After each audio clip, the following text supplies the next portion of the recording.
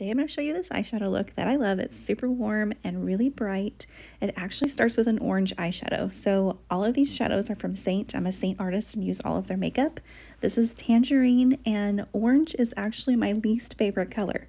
But the other shadows that I pair with this make it really wearable. So I just build up the color in my crease and all over my lid, and then on top is Hot Chocolate, which is a brown shimmer shade. Soften that together.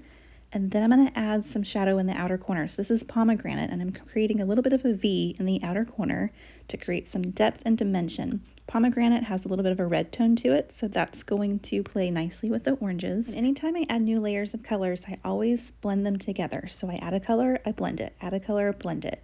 Now in the inner corner, I'm using a shade called As You Wish. This has a little bit of a pink shift to it, so once you see all the makeup together, this pink softens the orange just a little, so it makes it so wearable. If you would like the link to this palette, it is in my bio. Okay, now I'm starting with my 3D foundation. So this is also all from Seint. All of this makeup is cream based, so it's really easy to use. So I'm going for a little bit more coverage today than normal. So I started with my main shade and now I'm doing contour. All of the brushes I'm using are also from Seint, and I'll put links at the end.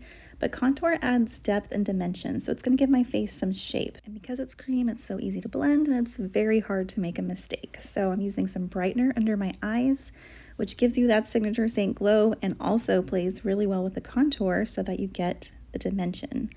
That's why we call it 3D makeup. So I want the lightness under my eyes and down the center of my face to draw attention to my eyes, and contour in areas that I want to push back, like my forehead and under my cheekbones.